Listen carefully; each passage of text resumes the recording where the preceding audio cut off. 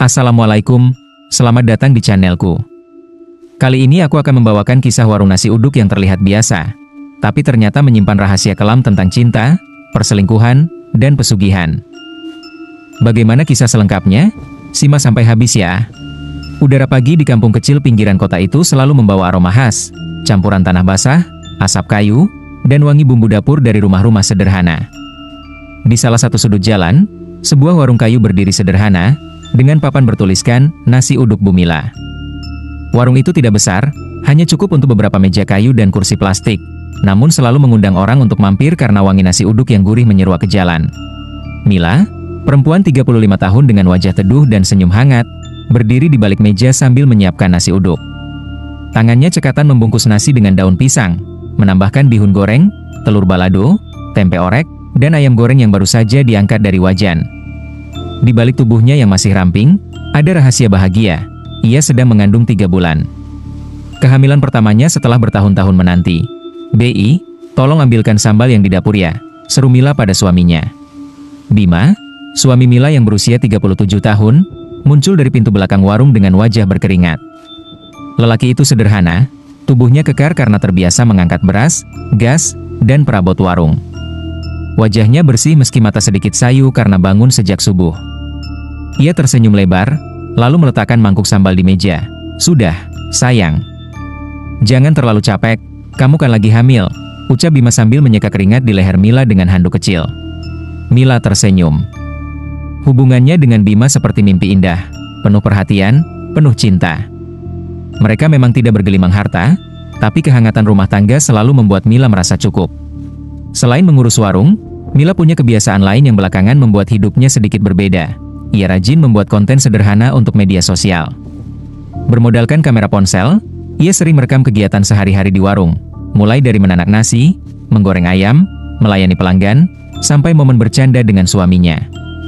Tak disangka, kontennya menarik perhatian banyak orang. Mereka menyukai kesederhanaan, kehangatan rumah tangga, dan cara Mila menampilkan kisah cintanya dengan Bima. "Cie, pasangan romantis di warung nasi uduk," komentar salah satu warganet di salah satu videonya. "Lihat suaminya yang sayang banget sama istri, jadi iri," tulis yang lain. Komentar-komentar itu membuat Mila bahagia. Ia merasa kehidupannya yang sederhana bisa memberi inspirasi bagi orang lain. Ia tidak pernah menyangka bahwa dunia maya bisa menyorot dirinya dan Bima sedemikian rupa. Namun, di balik keramaian komentar itu, ada satu akun yang belakangan makin sering muncul. Ria, perempuan 30 tahun. Awalnya, Ria hanya sekadar memberi komentar singkat seperti, "Masya Allah romantisnya," atau, "Sehat selalu ya Kak Mila dan suami." Tapi lama-kelamaan, komentarnya terdengar semakin personal, lebih banyak menyinggung soal Bima.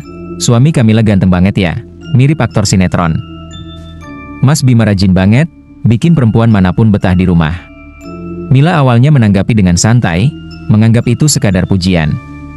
Namun tanpa sepengetahuannya, Ria mulai memperhatikan detail Bima dengan cara berbeda. Ia sering menonton ulang video hanya untuk melihat senyum Bima, cara Bima memanggil Mila, atau sekadar tatapan mata hangatnya saat membantu di warung. Ada rasa kagum yang berubah menjadi ketertarikan. Di warung, Mila tak pernah merasa ada yang salah. Bima masih setia membantu, masih sering memeluknya diam-diam dari belakang ketika ia sibuk membungkus nasi. Sesekali Bima menggoda dengan mengatakan, "Nasi uduk ini enak, tapi tetap lebih enak kamu." Mila hanya tertawa sambil menepuk pundaknya.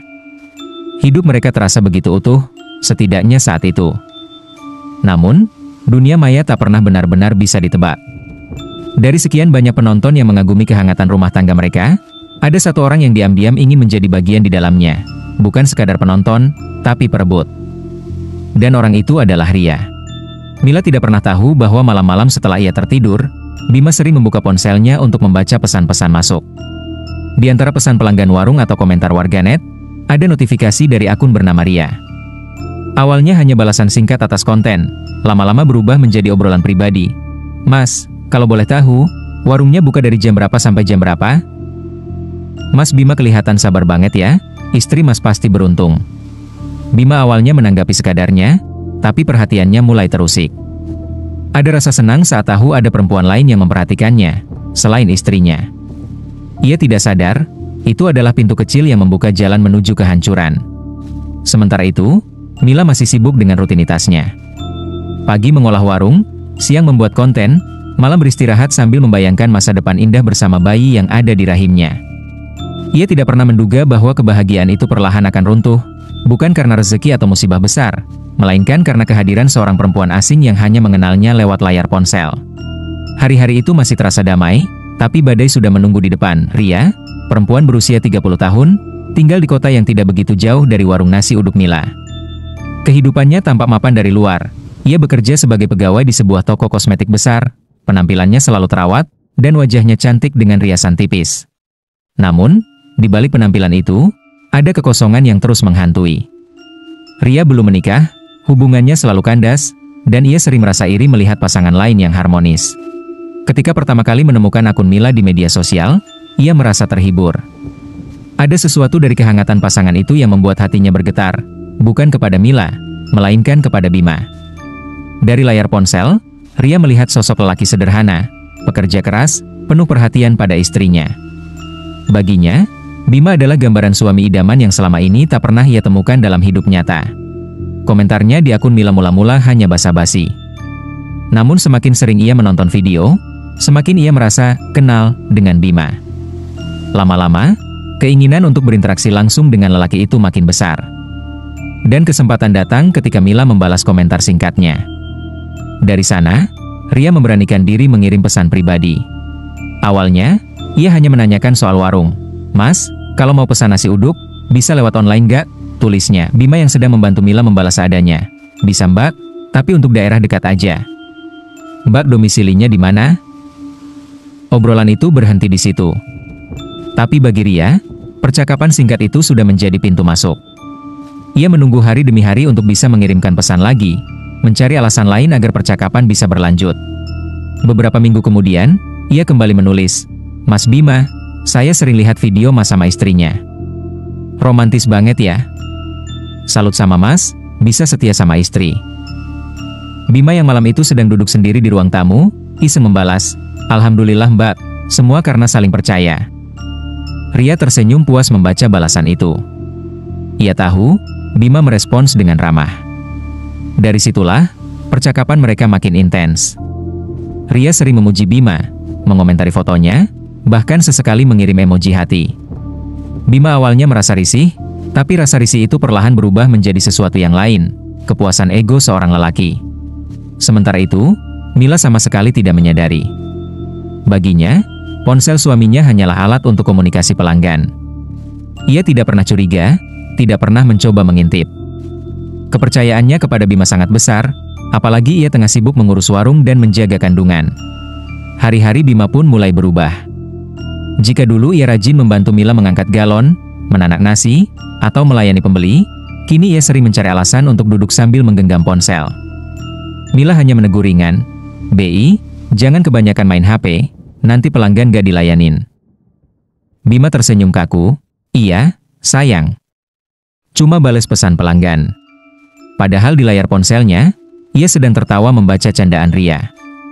Kadang Ria mengirimkan foto dirinya sedang makan siang, kadang mengeluh soal pekerjaannya, kadang menggoda dengan kalimat samar, "Andai ada lelaki kayak Mas di sampingku, mungkin aku gak bakal sering stres." Rayuan itu pelan-pelan mengikis pertahanan Bima. Ia yang selama ini dikenal setia, mulai merasa ada ruang kosong yang bisa diisi oleh Ria. Perhatian perempuan itu berbeda dengan Mila yang kini lebih sibuk dengan warung dan kehamilan.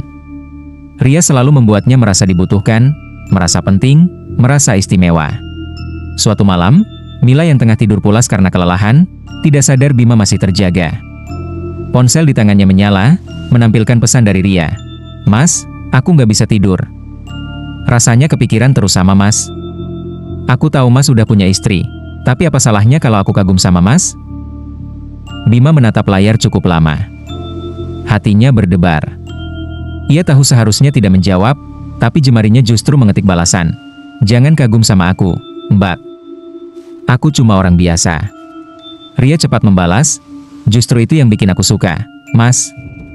Kesederhanaan Mas, beda sama lelaki lain yang aku kenal." Dari titik itu, hubungan mereka berubah. Percakapan makin intim, mulai berbagi keluhan, rahasia, bahkan tawa. Hingga suatu ketika, Ria mengajak bertemu. Bima sempat menolak, tapi rayuan demi rayuan membuatnya takluk. Hari pertama mereka bertemu di sebuah kafe kecil, Ria tampil cantik dengan dress sederhana.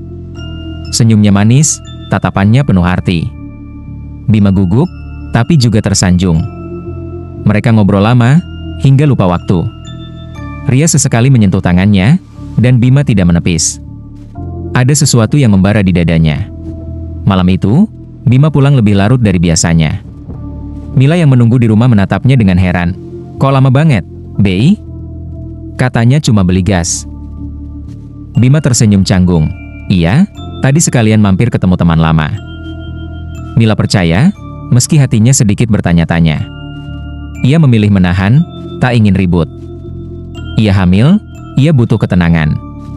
Namun tanpa disadari, benih perselingkuhan sudah tumbuh di belakang punggungnya. Bima semakin sering mencari alasan keluar rumah, semakin jarang membantu di warung. Mila yang sedang hamil terpaksa menanggung beban sendirian, meski ia masih berusaha tersenyum pada pelanggan. Dalam hatinya, ia merasa ada yang berubah pada suaminya. Tapi ia mencoba menepis prasangka buruk, meyakinkan diri bahwa Bima tetaplah lelaki yang mencintainya. Di sisi lain, Ria semakin berani. Ia sudah tidak peduli bahwa Bima bersuami. Baginya, cinta harus diperjuangkan, meski harus merebut milik orang lain. Dan Bima, yang seharusnya menjaga dirinya, justru larut dalam buayan. Malam-malam mereka kini dipenuhi chat rahasia. Siang hari kadang mereka bertemu diam-diam. Sementara Mila, yang tidak tahu apa-apa, masih setia melayani pelanggan dengan perutnya yang mulai membesar. Kehadiran Ria perlahan meretakan fondasi rumah tangga yang selama ini Mila banggakan. Dan retakan itu sebentar lagi akan berubah menjadi jurang besar yang tak bisa ditutup lagi. Hari-hari Mila semakin berat. Perutnya kian membesar memasuki bulan ketiga, tubuhnya cepat lelah, sementara warung nasi uduk tetap harus berjalan. Biasanya Bima setia membantu, menggoreng ayam, mengangkat galon, melayani pelanggan. Tapi kini, ia lebih sering duduk sambil menunduk di depan ponsel. "Bei, tolong ambilin daun pisang." "Ya," pinta Mila suatu pagi. "Sebentar, sayang." "Lagi bales chat dulu," jawab Bima tanpa menoleh. Mila menghela napas. Ia mencoba mengerti. Namun, dari hari ke hari, alasannya selalu sama. Kadang Bima bahkan menghilang berjam-jam, dengan dalih ketemu teman lama atau ngurus barang. Mila hanya bisa menunggu dengan perasaan tidak enak. Suatu malam, Mila terbangun karena haus. Ia melihat cahaya ponsel dari ruang tamu. Bima duduk membelakangi, tertawa kecil sambil mengetik. Mila melangkah pelan, dan matanya sekilas menangkap nama Ria di layar. Hatinya bergetar, tapi ia kembali ke kamar tanpa menegur. Air matanya jatuh diam-diam, ia tak ingin ribut saat hamil. Namun, rasa sakit itu makin menumpuk. Esok harinya, Mila memberanikan diri memeriksa ponsel Bima saat suaminya mandi. Di sana, puluhan pesan penuh rayuan. "Aku kangen, Mas, andai malam ini kita bisa ketemu lagi. Aku bahagia kalau Mas ada di sisiku." Dunia Mila runtuh seketika. Tangannya gemetar, air matanya deras. Ia memegang perutnya, berbisik lirih, "Nak, maafkan ibu." "Ayahmu?" Ketika Bima keluar kamar mandi, Mila tak kuasa menahan amarah. "Ini semua apa, Bei?" "Siapa Ria itu?" bentaknya sambil menunjukkan layar ponsel. Bima terdiam sesaat, lalu bukannya menyesal, ia malah bersuara tinggi. "Kamu tuh terlalu sibuk sama warung dan kehamilanmu. Aku butuh perhatian, Mil." "Ria itu, dia ngerti aku." Mila terpukul mendengar kata-kata itu. Selama ini ia mengira Bima adalah lelaki setia yang tak akan berpaling. Tapi malam itu, ia menyadari, cintanya sedang dikhianati. Sejak pertengkaran itu, Bima semakin jarang pulang tepat waktu. Mila menanggung beban warung seorang diri, sementara hatinya penuh luka. Senyum yang ia berikan pada pelanggan hanya topeng belaka. Di dalam, ada kepedihan yang membara. Di balik senyum, ada luka yang semakin dalam. Dan luka itu akan menuntun Mila pada jalan gelap yang tak pernah ia bayangkan sebelumnya. Warung tetap buka, pelanggan tetap datang, tapi jiwanya kosong. Setiap kali melihat bangku kosong di sudut warung, tempat biasanya Bima membantu melayani pembeli, dadanya terasa sesak. Suaminya kini lebih sering pergi entah kemana, dan Mila tahu, sebagian besar waktu itu dihabiskan bersama Ria. Malam-malamnya penuh tangis. Ia sering berbicara sendiri, menatap perutnya yang berisi janin 3 bulan. "Nak, kalau kamu lahir, apa ayahmu masih akan peduli padamu? Atau kamu hanya akan jadi anak tanpa kasih sayang?" Suatu sore, seorang pelanggan tua datang. Perempuan itu berkerudung lusuh, matanya tajam penuh rahasia. Ia membeli nasi uduk sambil memperhatikan Mila yang tampak pucat. "Kamu terlihat letih, nak. Suamimu gak bantuin lagi?" tanyanya lirih. Mila hanya tersenyum hambar. Perempuan tua itu mendekat, berbisik, "Aku tahu deritamu. Kalau kau ingin warungmu ramai, rezekimu lancar, ada jalan. Tapi butuh pengorbanan." Mila terperanjat. "Pengorbanan apa, Bu?" Senyum perempuan itu tipis, penuh misteri. "Yang paling berharga darimu. Makhluk halus bisa menolong, tapi mereka butuh tumbal." Mila awalnya menolak, tapi kata-kata itu menancap di pikirannya. Malamnya, saat Bima tak pulang, ia duduk sendiri di dapur dengan lilin menyala.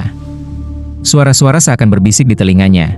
"Anakmu, tumbalkan anakmu, lebih baik hilang daripada lahir dengan ayah pengkhianat." Tangannya gemetar memegang perut. Air mata bercucuran. "Maafkan ibu, nak, daripada kau lahir di dunia penuh luka, lebih baik kau pergi jadi penguat ibu." Ritual itu sederhana. Sejumput nasi uduk, darah dari jarinya sendiri, dan doa gelap yang diajarkan oleh perempuan tua tadi. Lilin berkedip-kedip, angin bertiup dari jendela meski semua tertutup rapat. Perut Mila terasa ditarik dari dalam, dingin menjalar ke seluruh tubuh. Ia menjerit, lalu pingsan. Pagi harinya, Mila terbangun dengan tubuh lemas. Ia memegang perutnya, kosong. Tidak ada rasa hamil, tidak ada gerakan janin. Ia tahu, tumbalnya sudah diambil. Sejak hari itu, warung nasi uduknya ramai tak terkira. Pelanggan berdatangan dari berbagai tempat, memuji rasa nasi yang katanya semakin nikmat. Mila hanya tersenyum, menutupi luka yang tak bisa lagi ia ceritakan pada siapapun. Ia telah masuk jalan gelap. Dan pintu itu tidak akan pernah bisa ditutup kembali. Mila akhirnya meninggalkan rumah lamanya. Ia tak tahan lagi hidup dengan suami yang mengkhianati. Dengan sedikit tabungan dan uang hasil warung, ia pindah ke kota lain, membuka warung nasi uduk baru. Tak butuh waktu lama, warung itu jadi buah bibir. Orang-orang heran, kenapa nasi uduk Mila terasa berbeda, lebih gurih, lebih harum, seolah ada sesuatu yang membuat lidah ketagihan. Pelanggan terus berdatangan, bahkan antre sejak subuh. Mila yang dulu harus berjuang keras, kini bisa meraup untung besar setiap hari dari luar. Hidupnya tampak sempurna. Warung ramai, uang mengalir, ia dipuji sebagai perempuan tangguh yang bisa sukses meski ditinggal suami. Tapi di balik senyum, ada kegelapan yang terus membayanginya. Malam-malam Mila tidak pernah sunyi. Saat ia menutup warung, suara lirih bayi sering terdengar dari dapur, menangis pelan, kadang tertawa cekikikan. Mila membekap telinga, tapi suara itu tetap merasuk. Pernah suatu malam, ia mendapati panci besar berisi nasi berubah penuh gumpalan darah segar. Begitu ia berkedip, semuanya kembali normal. Di cermin warung, sosok perempuan tua yang dulu memberinya ritual kadang muncul sekilas, tersenyum aneh, lalu lenyap. Mila gemetar, tapi ia tidak bisa mundur. Ia tahu itu bagian dari perjanjian. Yang lebih menakutkan, mimpi buruk datang hampir setiap malam. Ia sering bermimpi berada di ruang gelap, mendengar suara bayi memanggil, "Ibu! Ibu, kenapa ibu buang aku?" Mila berlari mencari, tapi hanya menemukan janin kecil berlumuran darah menatapnya dengan mata kosong. Ia terbangun dengan keringat dingin, jantung berdegup kencang. Pernah juga, saat sedang melayani pembeli, seorang anak kecil tiba-tiba menunjuk ke belakang punggung Mila dan berkata, "Bu, kenapa ada bayi nangis di situ?" Padahal tak ada siapapun. Pelanggan lain hanya terdiam, tapi Mila merasakan bulu kuduknya berdiri. Hari demi hari, teror itu makin nyata. Namun bersamaan dengan itu, rezekinya justru makin lancar. Warung Mila makin besar, ia bisa membeli perabot baru, bahkan menyewa beberapa karyawan. Orang-orang menyebutnya perempuan hebat. Hanya Mila yang tahu, semua itu adalah hasil dari janin yang ia jual pada makhluk pesugihan dan kini, suara-suara gaib itu mulai menagih. Tumbal berikutnya, tumbal berikutnya. Mila terpaku. Ia sudah tak punya janin lagi untuk ditumbalkan. Rasa takut mulai melahap jiwanya, Mila semakin tersiksa. Setiap malam, suara-suara dari dunia gaib semakin lantang. Bukan lagi tangisan bayi, melainkan jeritan nyaring yang membuat telinganya berdarah. Panci nasi berubah menjadi bejana hitam berisi potongan daging. Lantai warung sering basah oleh cairan merah, meski begitu ia tetap membuka warung setiap pagi. Pelanggan mulai merasakan sesuatu yang aneh. Ada yang mengaku melihat sosok perempuan berambut panjang berdiri di belakang Mila saat ia membungkus nasi. Ada pula yang mendengar suara bayi menangis dari dapur. Lama-kelamaan, orang-orang takut datang. Warung yang dulu ramai, mendadak sepi. Mila panik. Ia mencoba menyalakan doa di pengeras suara, tapi suaranya justru berubah menjadi rintihan bayi. Ia pergi ke ustaz, namun setiap kali ia hendak bercerita, mulutnya seolah terkunci. Hanya suara serak yang keluar, tumbal, tumbal. Malam itu, teror mencapai puncaknya. Mila bermimpi berada di ruang gelap, dikelilingi makhluk-makhluk hitam dengan mata merah menyala. Mereka menunjuknya sambil berteriak, "Tumbal baru! Kau janji, kau harus beri tumbal baru." Di tengah lingkaran, ia melihat bayinya yang dulu ditumbalkan, merangkak mendekat sambil berkata, "Ibu, kenapa ibu buang aku?" "Aku lapar." Mila terbangun dengan tubuh gemetar, namun di kamarnya benar-benar terdengar tangisan bayi. Ia berlari ke dapur, dan melihat panci nasi uduk mendidih sendiri, mengeluarkan darah kental. Dari dalamnya muncul tangan kecil, berusaha keluar. Mila menjerit histeris, berlari keluar rumah tanpa arah. Ia menelusuri jalanan kota dengan rambut terurai, pakaian berantakan, mata melotot. Orang-orang menatap ngeri ketika ia berteriak, "Jangan ambil aku. Aku sudah kasih tumbal." Hari-hari berikutnya, Mila tak lagi punya warung. Ia terluntang-lantung di jalanan, tertawa sendiri sambil menggendong bungkusan kosong seolah bayi. Kadang ia bernyanyi lirih, kadang menangis meraung. Tidak ada yang mau mendekat. Orang-orang hanya berbisik, "Itu Bu Mila, dulu warungnya laris sekali." Katanya, dia pesugihan, menumbalkan anaknya sendiri. Mila kini hanya bayangan dirinya yang dulu. Dari perempuan tangguh, berubah jadi gila, diteror makhluk yang tak pernah kenyang. Pesugihan memberi kemewahan sekejap, lalu menagih jiwa tanpa ampun. Dan di setiap malam yang sunyi, suara bayi masih terdengar mengikuti langkah Mila, menertawakan sekaligus meratapi ibunya yang hilang akal. Sementara Mila terjerat kegilaan akibat pesugihan, kehidupan Bima dan Ria tidak berjalan semanis yang mereka bayangkan. Setelah resmi menikah, keduanya mencoba membangun usaha sendiri. Ria mengusulkan membuka warung nasi uduk seperti Mila, dengan keyakinan bahwa mereka bisa menyaingi bahkan melampaui kesuksesan yang dulu pernah mereka lihat. Awalnya mereka bersemangat. Ria menata warung dengan dekorasi lebih modern, Bima mengandalkan pengalaman membantu Mila dulu. Mereka yakin pelanggan akan berdatangan. Namun kenyataan berkata lain. Hari demi hari, warung itu sepi. Hanya sedikit orang yang mampir, itu pun jarang ada yang kembali. "Kenapa begini, Bi? Bukannya kamu dulu sukses sama dia?" Ria menggerutu dengan wajah kesal. Bima hanya menghela napas. "Aku nggak tahu, Ria." Padahal resepnya sama. Tak lama kemudian, gosip mulai beredar. Orang-orang membicarakan bagaimana Bima meninggalkan istrinya yang sedang hamil demi selingkuhan. Nama mereka tercoreng, dan banyak yang enggan membeli dari warung mereka. Rezeki seret membuat mereka bertengkar hampir setiap malam. Ria menuduh Bima pemalas dan tidak berambisi. Bima balik menyalahkan Ria yang katanya hanya bisa menuntut. Semakin hari, rumah tangga mereka retak. Kehidupan yang dulu mereka anggap indah ternyata hanya ilusi. Bima sering termenung, mengingat wajah Mila yang dulu sabar mendampinginya. Ada sesal yang menekan, tapi sudah terlambat. Ia memilih Ria, dan kini harus menelan pahitnya karma. Sementara itu, Ria mulai menua dalam penyesalan. Ia pernah merasa bangga bisa merebut Bima, tapi kini ia sadar lelaki yang didapat lewat jalan curang tidak akan pernah membawa kebahagiaan. Warung mereka akhirnya tutup. Hutang menumpuk, rumah tangga penuh teriakan, dan kehidupan yang mereka bayangkan manis justru berubah jadi mimpi buruk. Hikmah dari kisah ini adalah, keserakahan dan pengkhianatan hanya membawa kehancuran. Mila yang memilih jalan pesugihan kehilangan kewarasan dan dihantui dosa, sementara Bima dan Ria yang membangun rumah tangga di atas air mata orang lain justru dipukul balik oleh karma. Pada akhirnya, rezeki yang halal dan setia pada pasangan adalah jalan satu-satunya menuju kebahagiaan sejati. Demikianlah akhir dari cerita ini. Terima kasih sudah menonton sampai akhir. Jangan lupa like, komen, share, dan subscribe channelku agar tidak ketinggalan kisah-kisah berikutnya. Wassalamualaikum warahmatullahi wabarakatuh.